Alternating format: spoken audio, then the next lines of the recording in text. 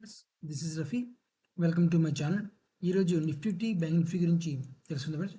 తెలుసుకునే ముందు సెబిక్ గైడ్లైన్స్ అయితే ఒకసారి నేను చదవాలనుకుంటున్నాను. నేను సెబిక్ అడ్వైజర్ అయితే కాదు ఫ్రెండ్స్. నేను సెబి ద్వారా ఏ విధమైన లైసెన్స్ అయితే పొందలేదు.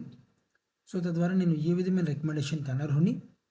నేను ఓన్లీ ఎడ్యుకేషన్ పర్పస్ గురించి మాత్రం వీడియోని అప్లోడ్ చేయడం జరుగుతుంది. దయచేసి అర్థం చేసుకుంటారని ఆశిస్తున్నాను ఫ్రెండ్స్. చూడండి ఫ్రెండ్, బ్యాంక్ నిఫ్టీ 52,189 దగ్గర క్లోజ్ అవ్వడం జరిగింది bank Nifty. So bank Nifty మాత్రం ఇప్పటి నుంచి కూడా నేను చెప్తున్నాను. నేను మొన్న కూడా ప్రీవియస్ వీడియోస్లో కూడా మీకు చెప్పడం జరిగింది. ఒక ప్యాటర్న్ వచ్చింది మార్కెట్లో, ప్యాటర్న్ అయితే రాబోతుంది.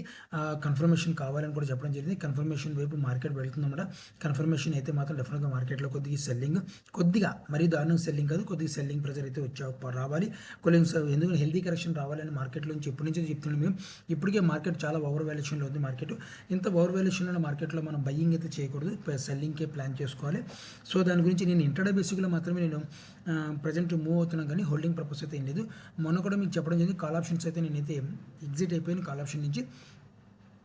అందుకని మా కాల్ ఆప్షన్ నుంచి నేను ఎగ్జిట్ అయిపోయాను కాబట్టి మార్కెట్లో నుంచి ప్రాఫిట్ బుక్ చేసిన కూడా చెప్పడం జరిగింది. సో పుట్ ఆప్షన్ అయితే నేను వెయిట్ చేస్తున్నాను. పర్ఫెక్ట్ వాల్యూమ్ రావాలని, పర్ఫెక్ట్ వాల్యూమ్ వస్తే మాత్రం డెఫినెట్గా పుట్ ఆప్షన్ వెతకడం నేను హోల్డ్ చేసుకుంటాను.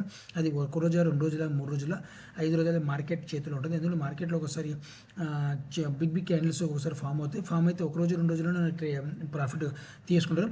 లేని పక్షంలో మాత్రం డెఫినెట్గా వెయిట్ అండ్ వాచ్ చేస్తాను అనమాట. ఓకేనా. సో అయితే మనకి ఇంట్రాడే బేసిక్లో ఒకసారి చూద్దాం ఫ్రెండ్స్. 5 మినిట్స్ చార్ట్లో ఒకసారి చూద్దాం. చూడండి ఫ్రెండ్స్, మనకు ఒక రెసిస్టెన్స్ జోన్, బ్యాంక్ నిఫ్టీ ఒక రెసిస్టెన్స్ జోన్ క్రియేట్ చేసుకుని మార్కెట్ దాన్నే క్రియేట్ చేసుకుంటూ వెళ్తుంది. చూడండి, ఈ లెవెల్ దగ్గర నుంచి మల్టిపుల్ టైం ఈ లెవెల్ని, ఈ రోజు కూడా ఈ లెవెల్ని టచ్ చేసి కిందకి రావడం జరిగింది. ఈ లెవెల్ దగ్గర సెల్లర్స్ అయితే కూర్చున్నారు ప్రజెంట్. సో మార్కెట్ ఈ లెవెల్ మల్టిపుల్ టైమ్ టచ్ అయ్యే అవకాశం పాసిబిలిటీ ఉంది. డౌన్ సైడ్కి వచ్చే పాసిబిలిటీ కూడా లేకపోలేదు అనమాట. ఓకేనా. రేపు మార్కెట్లో 52,000 దగ్గరతో ఒక చిన్న సపోర్ట్ లెవెల్ ఉంది ఫ్రెండ్స్. సో ఈ సపోర్ట్ లెవెల్ దగ్గర మాత్రం మార్కెట్ రేపు గ్యాప్ అప్ ఓపెన్ అవుతుందా, గ్యాప్ డౌన్ అవుతుందా, ఫ్లాట్గా ఓపెన్ అవుతుందా చూద్దాం. గ్యాప్ అప్ ఓపెన్ అయితే మాత్రం నియర్ మనకి రెసిస్టెంట్ లెవెల్స్ 2 ఉన్నాయి. ఈ రెండింటిలో ఏ లెవెల్ దగ్గర రెసిస్టెంట్ లెవెల్ ఓపెన్ అయితే మాత్రం అంటే నేను పుట్ ఆప్షన్కి అయితే ట్రై చేస్తాను. నేను గ్యాప్ అప్ ఓపెన్ అయితే మాత్రం అడ్జస్ట్మెంట్ పరంగా ఓపెన్ అయింది అనుకుంటాను తప్ప, కానీ నేను బయింగ్ వైపు ఆలోచించాను. ఎందుకంటే మార్కెట్ ఈరోజు రాంగ్ సెల్లింగ్ జరిగింది. దాన్ని నిఫ్టీ చాలా మటుకు నిఫ్టీ మాత్రం కవర్ చేసింది, కానీ బ్యాంక్ నిఫ్టీ కవర్ చేయలేకపోయింది. సో అయినా సరే రేపు గ్యాప్ అప్ ద్వారా మార్కెట్ ఓపెన్ అయితే మాత్రం నేను అడ్జస్ట్మెంట్ ప్రక్రియ ఓపెన్ అయిందని అనుకుంటాను తప్ప, నేను కాల్ ఆప్షన్ వైపు ఆలోచించాను. నేను గ్యాప్ అప్ ఓపెన్ అయితే పుట్ ఆప్షన్ అయితే ట్రై చేసుకుంటాను. పుట్ ఆప్షన్కి చూస్తాను, మొగ్గు చెప్తాను. ఒకవేళ ఫ్లాట్గా ఓపెన్ అయితే వెయిట్ అండ్ వాచ్ చేస్తాను. ఎందుకంటే వెయిట్ అండ్ వాచ్ అంటే లాస్ట్ మినిట్లో మార్కెట్ ఒక లెవెల్ని క్రియేట్ చేసుకుంది. లాస్ట్ మినిట్లో చూడండి, ఈ లెవెల్ దగ్గర నుంచి మార్కెట్ మల్టిపుల్ టైం ఈ లెవెల్ దగ్గర నుంచి మార్కెట్ ఈ లెవెల్ లోపలే మార్కెట్ ఉందన్నమాట. ఫ్లాట్గా ఓపెన్ అయితే మనకి ఈ లెవెల్ బ్రేక్ చేయాల్సి వస్తుంది. కింద 50 ఈ లెవెల్ బ్రేక్ చేస్తే మాత్రం కింద 52,000 లెవెల్ కూడా కింద సపోర్ట్ ఉంది. కానీ సపోర్ట్ అంటే ఒక 100 రూపీస్ 200 రూపీస్ డిఫరెన్స్ ఉంటుంది. అంటే మనకి మార్కెట్ కొద్ది సెల్లింగ్ ప్రైస్ వస్తే మార్నింగ్ కొద్ది స్పీడ్లో దిగుద్ది కాబట్టి డౌన్ సైడ్కి ఒక 100-200 కిందకు రావచ్చు, నో ప్రాబ్లం ఫ్రెండ్స్. అయినా సరే మాత్రం కొద్దిగా ఈ లెవెల్ బ్రేక్ చేస్తే మాత్రం నేను పుట్ ఆప్షన్ వైపు చూస్తాను. ఈ లెవెల్ కాల్ ఆప్షన్ వైపు చూస్తాను అనమాట. అది కూడా ఫ్లాట్గా ఓపెన్ అవ్వాలి. ఒక గ్యాప్ డౌన్ ఓపెన్ అయితే మాత్రం ఎంతవరకు గ్యాప్ డౌన్ అయితే ఓపెన్ చేస్తాను. గ్యాప్ డౌన్ ఓపెన్ అయితే తర్వాత కాల్ ఆప్షన్కి నేను ట్రై చేసుకుంటాను. ఓకేనా. సో ఇది నిఫ్టీ యొక్క నా వ్యూ ఫ్రెండ్స్. ఇది రెసిస్టెంట్ లెవెల్ అనమాట. సపోర్ట్ లెవెల్ 252,000 దగ్గర సపోర్ట్ లెవెల్ ఉంది.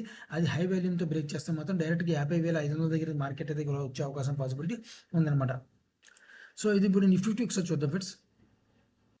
నిఫ్టీ చూద్దాం ఫ్రెండ్స్. నిఫ్టీ వచ్చి క్లోజింగ్ పై 24,324 దగ్గర క్లోజ్ చేయడం జరిగింది నిఫ్టీ.